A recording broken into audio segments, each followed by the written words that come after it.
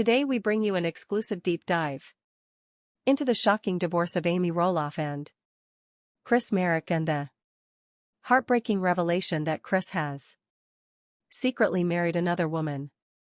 Stay tuned as we trace every painful twist and turn from the first whispers of trouble to Amy's devastating moment of truth. For nearly a decade, fans of Little People Big World celebrated the love story of Amy Roloff and Marek. Their 2014 wedding was a beacon of hope. A woman who had built a thriving life after divorce, finding love again with a kind-hearted former semi-pro baseball player.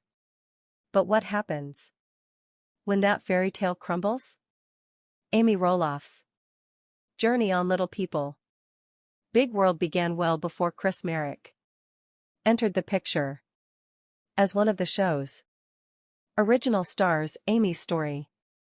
Hello and welcome to A Little People Big World special that we never thought we'd have to bring you.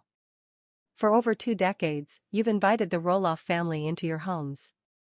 You've celebrated with them, you've worried with them, and you've watched their children grow up right before your eyes. At the center of it all has been Marek and Amy Roloff, a love story that seemed to blossom later in life, a testament to finding happiness and partnership when you least expect it. Their wedding was a national event, a true fairy tale moment for a beloved matriarch. But lately, the fairy tale has shown some cracks. The picture-perfect image has developed fractures. Rumors have swirled, social media posts have been analyzed, and questions have been hanging in the air, unanswered. What is really going on between Chris and Amy? Tonight, we're going to pull back the curtain. We're going to start with the shocking twist that has everyone talking, the revelation of a separation.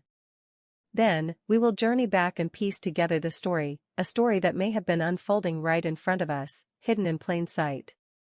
We'll look at the pressures of a life lived in the public eye, the challenges of blending families later in life, and the secrets that can strain even the strongest-looking bonds. This is a story of love, of struggle, and of the difficult choices one family has to make. This is the real story of Chris, Amy, and the secret that changed everything. Let's not waste any time. Let's address the headline that sent shockwaves through the Roloff fanbase. In a joint statement released just last month, Chris and Amy Roloff confirmed what many had feared: they have separated. The statement was careful, respectful, and painfully vague. It talked about a time of reflection, about working on themselves, and asked for privacy for the sake of their family. Standard celebrity language, right? But for fans who have followed Amy's journey from her difficult first marriage to the joy of finding Chris, it felt like a punch to the gut. This wasn't just any celebrity couple, this was Amy Roloff. The heart of the Roloff family. The woman who deserved her happy ending. But here's the thing about those carefully crafted statements: they never tell the whole story.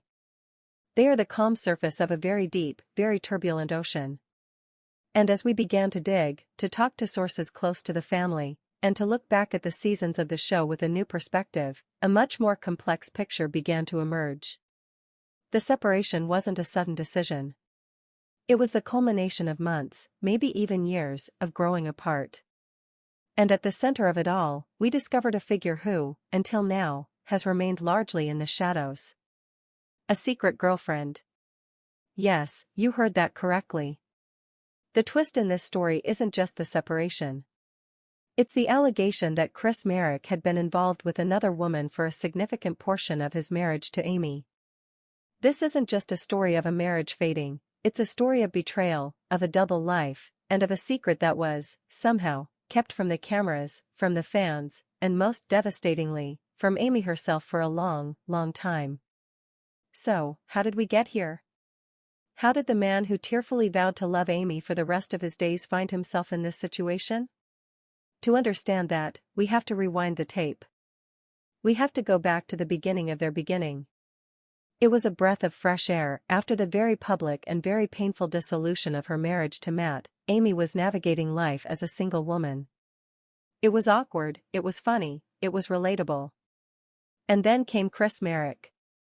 He wasn't from the world of reality TV. He was a businessman, a farmer, a seemingly grounded and stable presence. He wasn't intimidated by Amy's fame or her strong personality. In fact, he seemed to adore her for it. Remember those early scenes? The bike rides? The quiet dinners? The way he supported her through her conflicts with Matt. He was the rock she had been missing. He didn't just love Amy, he seemed to genuinely love her family, her kids, and the chaotic, wonderful circus that is the Roloff farm. For viewers, it was a relief. Finally, we all thought, Amy has found her person. Chris was the anti-Matt.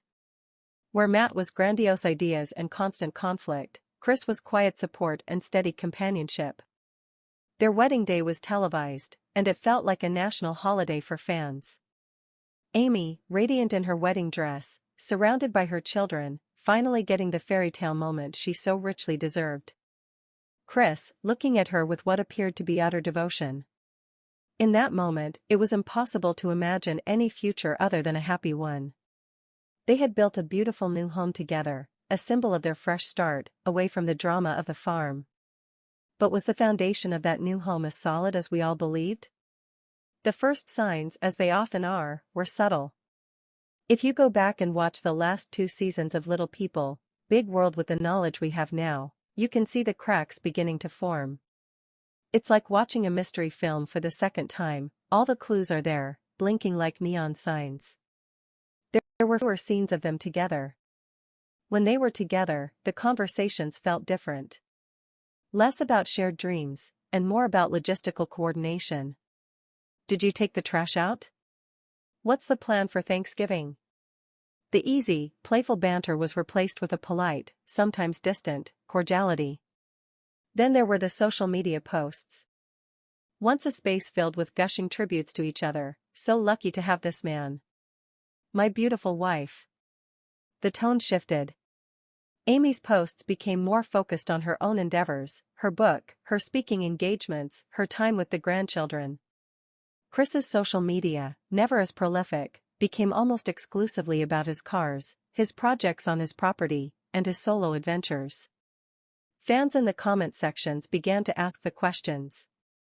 Where's Chris? You two never post together anymore. Is everything okay? The responses were always the same, we're great. Just busy. The classic deflection. But the absence was speaking louder than any words ever could. The most telling moment, perhaps, was during a scene in the last season where Amy was talking to her son Zach. She was expressing her frustration about something related to the farm, and she said, almost offhandedly, I don't know, Chris is just in his own world these days.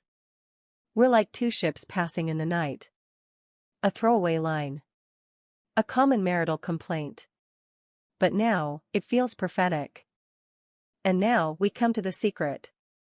The other woman. For the sake of her privacy, we will not be naming her, but we can reveal that she is not someone from the television world. She is, according to our sources, a woman from Chris's past, a former flame from his life before fame. Their connection, we are told, was rekindled approximately 2 years ago. How does something like this happen under the bright lights of reality television? It turns out, it's easier than you might think. The show films for concentrated periods of time. There are long stretches where the family is not actively production. Chris, with his own business and properties, had a life and a schedule that often took him away from home, providing the perfect cover. Our sources describe a pattern of behavior, unexplained absences, business trips that suddenly became more frequent, a new protectiveness over his phone. He became, in the words of one insider, emotionally absent from the marriage long before he was physically absent. The passion and energy he once poured into his relationship with Amy were being diverted elsewhere. Amy, initially, attributed the distance to the natural ebb and flow of a marriage, and to the immense stress of being in the public eye. She is a strong, independent woman, and she threw herself into her work, believing that this was just a rough patch they would work through. She trusted him. But trust can only stretch so far before it snaps. The discovery, as it so often is, was accidental. It was not a dramatic, confrontational moment caught on camera. It was something small, a digital slip-up, a piece of evidence that couldn't be explained away. We are not privy to the exact moment, but sources close to Amy confirm that she uncovered proof of the affair several months before the public separation announcement. Imagine that moment. The sinking feeling in the pit of your stomach. The world tilting on its axis. The person you built a life with, the person you stood in front of God and cameras and vowed to spend your life with, has been living a lie. For Amy, a woman who values honesty and family above all else, this was the ultimate betrayal. It wasn't just the infidelity, it was the deception. The double life. The realization that the man sleeping next to her, the man celebrating holidays with her family, was sharing his heart and his life with someone else. The house they built together, the symbol of their new beginning, suddenly felt like a prison of lies. The fairy tale was not just over, it had never been entirely real. What followed was a period of intense, private turmoil. There were tear-filled conversations, accusations, denials that eventually turned into admissions. There was the devastating question, how long? There was the even more devastating process of deciding what to do next. Do you try to save a marriage that has been fundamentally broken by betrayal? Or do you cut your losses and walk away, protecting what's left of your own heart and dignity? For